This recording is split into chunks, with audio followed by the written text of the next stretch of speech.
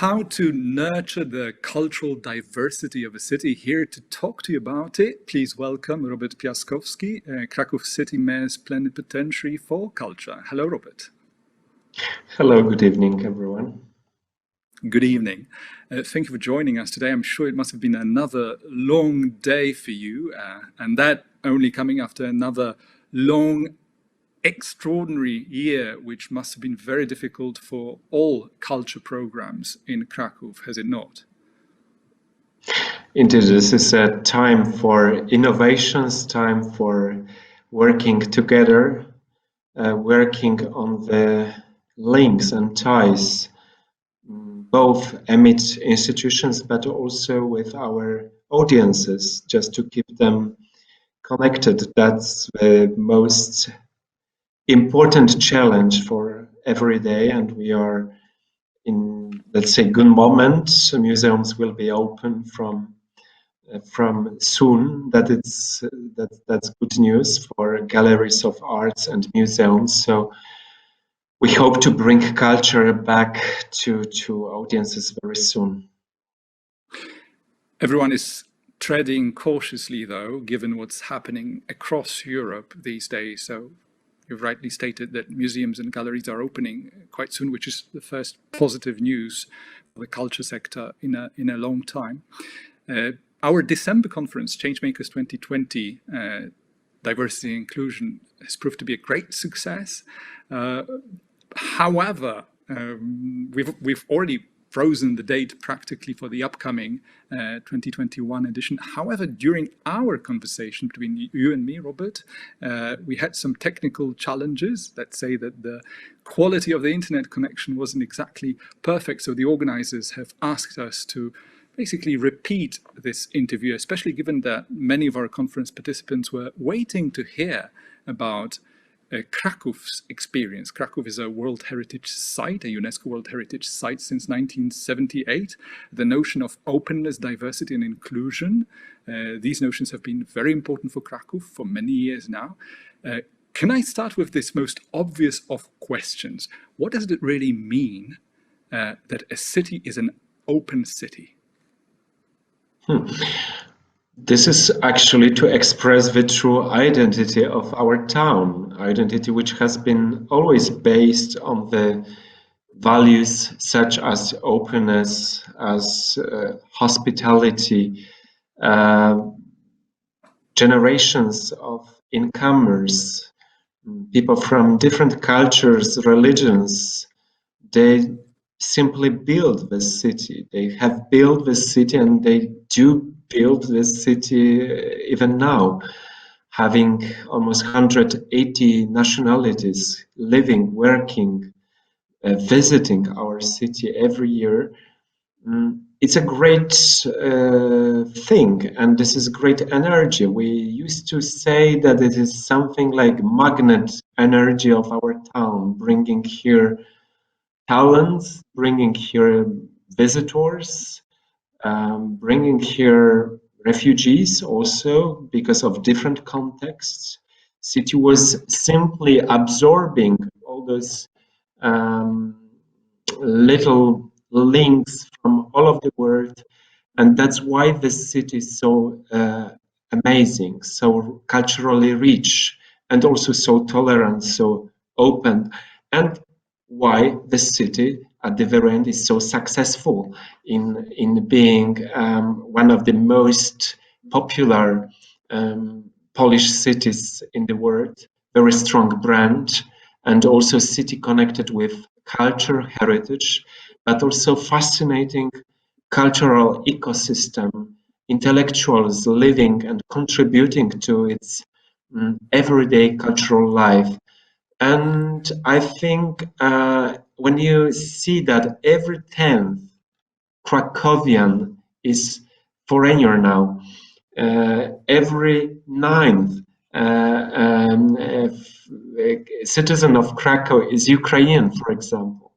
When you see in a Jewish district reconstruction of the community of Jews living here over centuries, and you can hear again religious songs in Shabbat, Friday evening in the Kazimierz district, when you see the plethora of actors working in associations, festivals, organizers, really providing different languages, perspectives, different projects, this is really exciting. And I have just one metaphor of the intercultural city, one of the concerts of Ethno Krakow Festival, Arabic musician from Lebanon singing Jewish songs in Catholic Gothic church in the heart of the multicultural district of Kazimierz. And this is one of many examples like that. But of course, this is not only about festivals, not only about cultural activities, not only about showcases, or this is deeply in the heart of our policy and also about values of the town. Recently, Kraków has been invited. Recently, Kraków has been invited by City of Berlin, together with Stockholm, Reykjavik, Mexico City, or Pittsburgh, to a very prestigious panel, which will be organized in the end of February. Fearless Cities.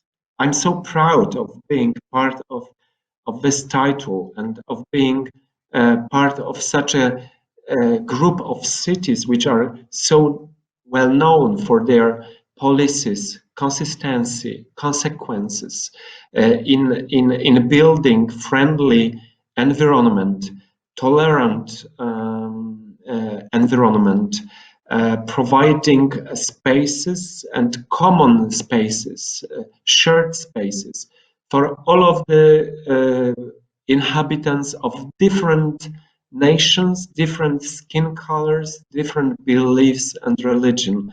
And this is what makes Kraków an important island in this part of Europe, a really shelter city for many, City of Asylum, and member of many important international networks providing shelters for artists, prosecuted artists in their hometowns or home countries.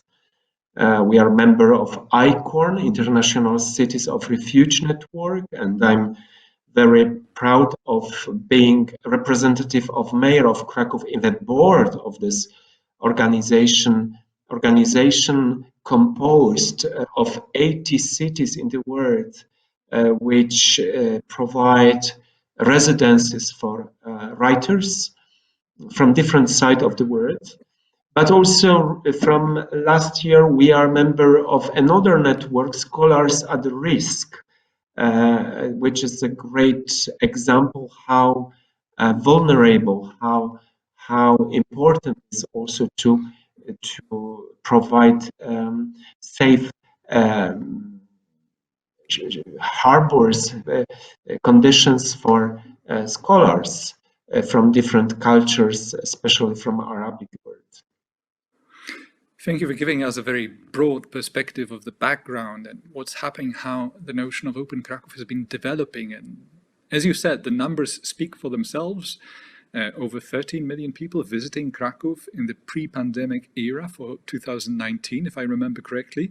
But please tell me, Robert, has this process been a slow, natural evolution in a consistent direction, or has this been a different type of dynamic altogether, depending on when you look at it?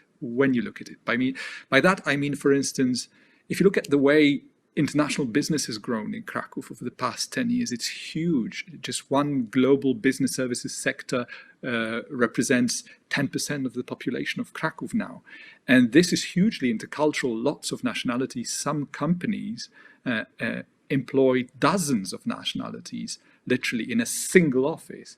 Now, there may be 1,000 people in this office, but it's still a single office. So tell me, has this been a slow and gradual process, or has this been something that the city had to respond to very quickly? Like, for instance, you talked about the Jewish community in the district of Kazimierz, and you mentioned Ethno Festival. There is also a separate Jewish festival and lots of Jewish culture-related initiatives now going on. So how difficult was it? Did you have to respond to the sort of evolving dynamics, or anticipate it in some ways? I think that it was very gradually growing process, starting from the year 2000 at least, when Kraków has been announced as a European capital of culture. And it was directly before year 2004 when Kraków became part of European Union and has been included in, let's say, Schengen zone. Then, of course, this big dynamic of development of business process operation centers, all those international companies, and different facts, spectacular festival environment here, bringing artists from all of the sectors, from all of the Can you world here. specify by that? What do you mean by spectacular? Is it about the number? Is it about the diversity? What is it about? How Kraków likes to call itself a festival city. So what does it mean? That means that festivals environment is a natural open window to the world, bringing artists from all of the corners of the world here, and they simply start to be ambassadors of our town. And this is also about scholars, about academia people. They come here for different congresses and conferences, and they become natural ambassadors of this town. Imagine 41st session of the World Heritage Committee here of UNESCO in 2018, bringing almost 200 nationalities here, or 2016 World Youth Days, also almost 200 nationalities of different skin colors. Amazing energy, bringing people back every year, because the ambience, atmosphere of the town shows the openness, this curiosity of inhabitants, and also curiosity of artists. Also, they treat also Kraków as a special place, the gate to the Eastern Europe, the gate to, let's say, Balkan states, but also gate for artists from East and West to all of the side of Europe. So simply heart of Europe, as we try sometimes to define ourselves, the city of intercultural contact. And that was one of the motto also of the year 2000, city of 7 tradition and languages, city between East and West, city of the spirituality, but also creativity in many senses. A lot of cities today like to describe themselves, or are trying to describe themselves, as resilient, given the impact that the COVID-19 pandemic has had on their annual programs, culture programs, also cultural openness programs, festivals. So do you think it actually takes courage to be part of a Fearless City initiative today, when even fundamentally developing some kind of resilience, so that you're not only about the past and how city was flourishing in the past, but you have some promising ways for the future in the context of the restrictions and limitations that tomorrow may bring? We don't know that yet. Beautiful question, because it shows also what makes cities resilient. And I think that this is this international ecosystem, international community of new Krakowians provides or proves that even if in the middle of the crisis connected with COVID-19, the crisis of tourism, we can still hear international voices, foreigners on the market square. We can live door by door with people representing different nations. And I think what is important, city, even if crisis is really huge, haven't cut its budget on culture. It's still around 5% of total budget of the city, which is a very important decision because it provides and helps to nurture almost 500 cultural centers and almost 80 different festivals, which are on the shoulders of the city. But of course, this is an important policy because in the time of race of populism, isolationism, homophobia, all those, let's say, horrible ideologies of our times, they are painful reminder that even a notion as fundamental as diversity is a constant challenge for so many, especially for such wounded, fractured, divided democracies like Poland or United States or even UK. But yeah, on the positive side, the recent beautiful effects, cultural effects, even online festivals, also recent mass protests in Poland, joined by hundreds of thousands of our country's citizens in large cities and provinces alike, demanding fundamental rights for women, minorities, were one of the most fascinating examples of festival of pro-European attitudes or openness of our towns. So this is something which is a great and constant challenge for cities like Kraków, to nurture diversity, to give the floor to everyone, to every culture living in the city, to have this attitude of constant gardener, to be really to see everyone in the town. That's what I think is very important, because the culture of tolerance is a big duty in Europe, in the world, when extremism and some of the nationalism is raising back, and this is something we need to stand against. Let me ask you what I believe to be a pretty challenging question under today's circumstances, because one side of creating sound D&I long-term policies in an ecosystem as complex as a city is indeed developing those policies, establishing partnerships, attaching prestigious organization names to your initiatives.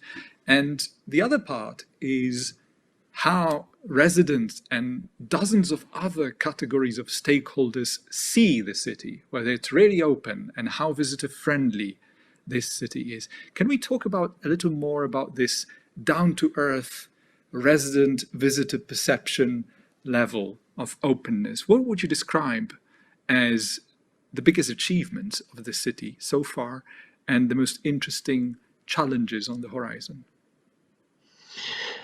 I think the most important thing is that we have reviews and opinions that for foreigners living here in Kraków, they feel safe. This is one of the safest cities in Poland in terms of all of the surveys results.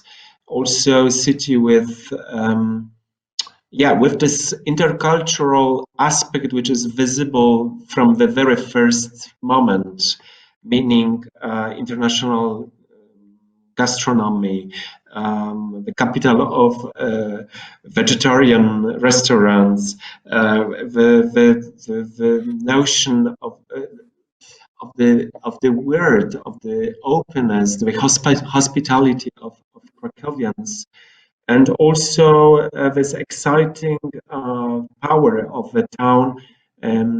Yes, attracting talents, not only, let's say, people seeking for economic conditions, but also talents they would like to contribute to, they would like to develop their ideas in cultural milieu, in technologies, in academia.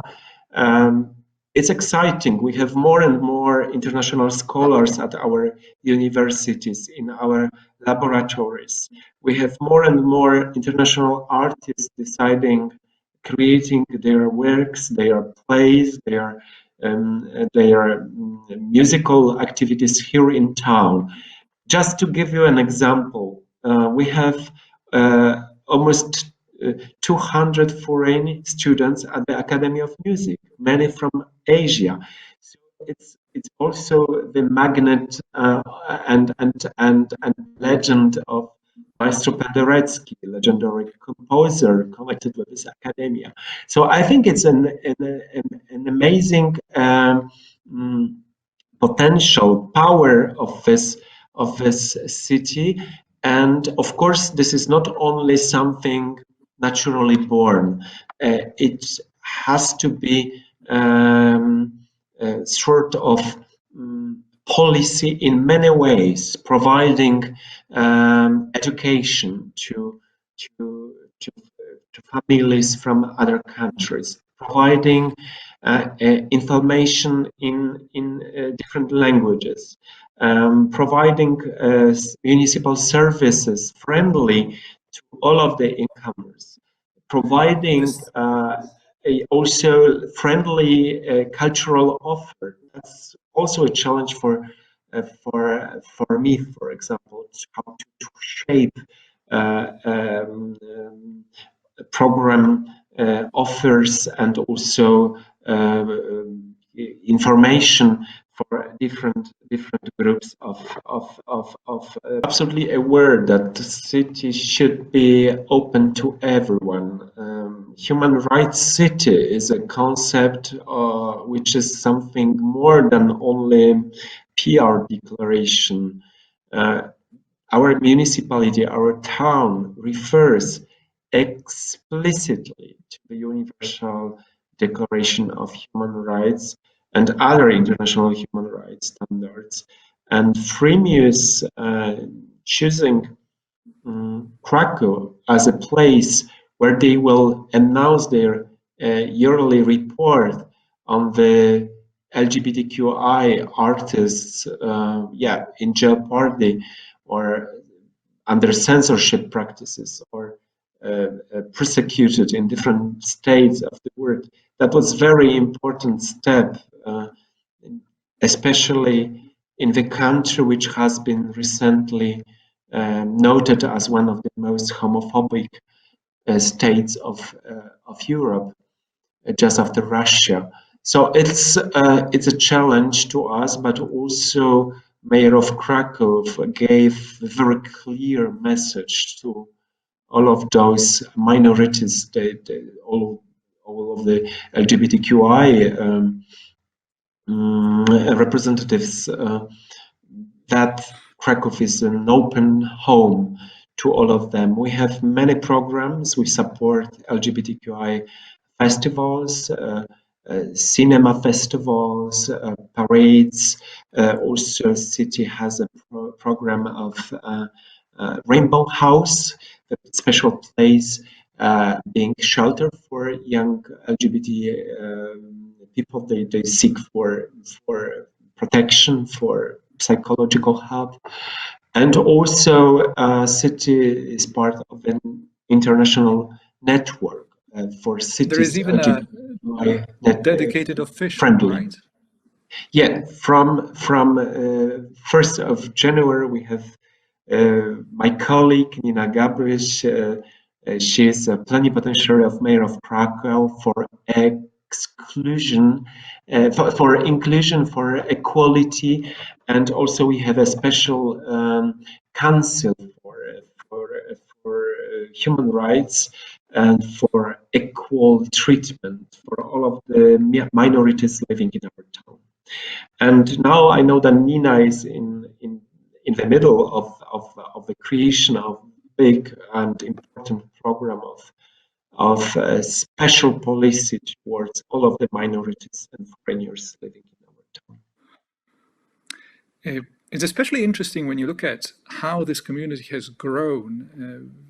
Both visitors, tourists coming to the city, but especially expats and people who come to Kraków for work, and how they have grown as if independently, in the sense that they establish very powerful groups and communities in Kraków, cooperating, solving daily problems, starting from the paperwork required with work permits in Kraków, all the way to rental issues and things like that. There's a, if I remember correctly, there's a Facebook group called Kraków Expats with a community as strong as, I don't remember exactly how many, but over 30,000 people probably by now.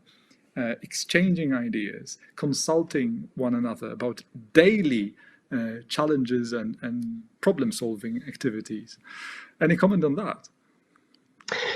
It's exciting. I'm also part of this group, just to be in touch and also watching what are the daily concerns or questions, or what is the main interest of all of the expats living in Krakow. Of course, we're receiving many questions, requests about the possibilities of, let's say, cultural ideas. We have musicians coming here. We have bands. I know few bands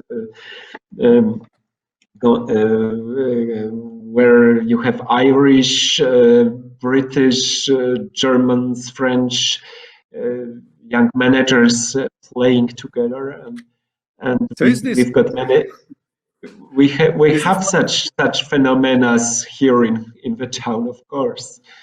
So, Robert, is it one of the city's favorite channels to basically better understand? Because one would imagine from the level of the city hall, you do not always see the ground level activity, so to say, metaphorically, in the sense that there are lots and lots of bottom-up initiatives from the expat community here in Kraków. But how does the city approach the very idea of developing better daily understanding of what is really important for this community on a weekly, monthly basis?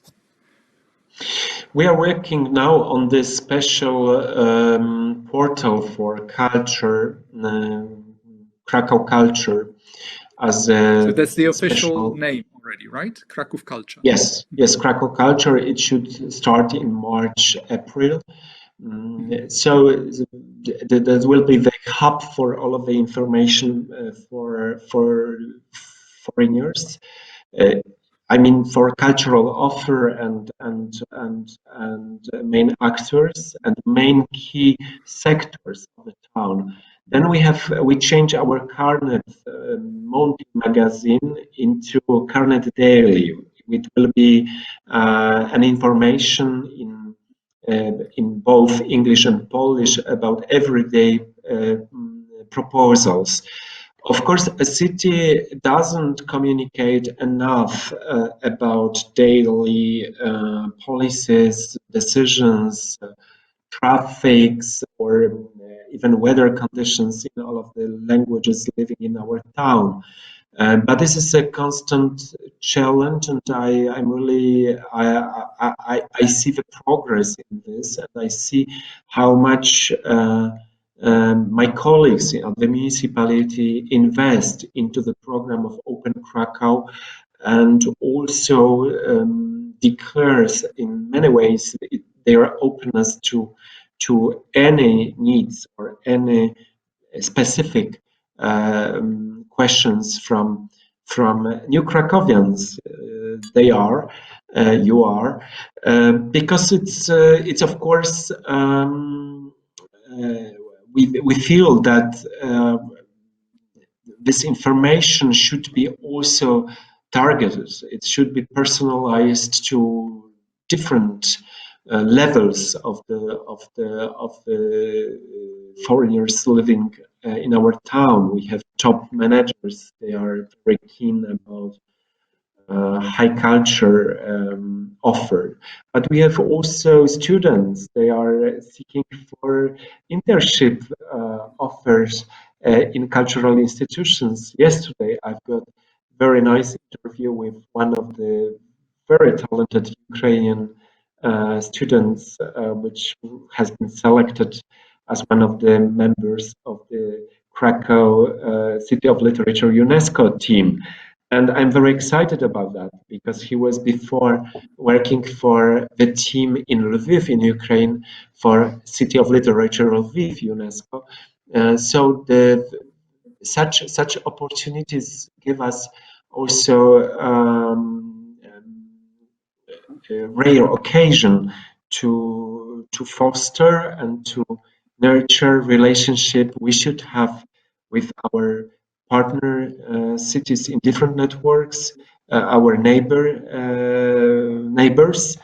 and also to connect with our offer to different nationalities. I'm always very impressed by the HR policies of the Beaux-Arts in Brussels. I got very nice conversation with director of Beaux-Arts, and he said to me, you know, I'm employing almost 300 employees, and 150 of them, they represent all of the nationalities living and working in our town. And that's my dream, to have representatives of all of the nations working in cultural sector, connecting our offer, our ideas with the communities living in our towns, in our town. That's a very ambitious, but also an important strategy we would like to develop in the future.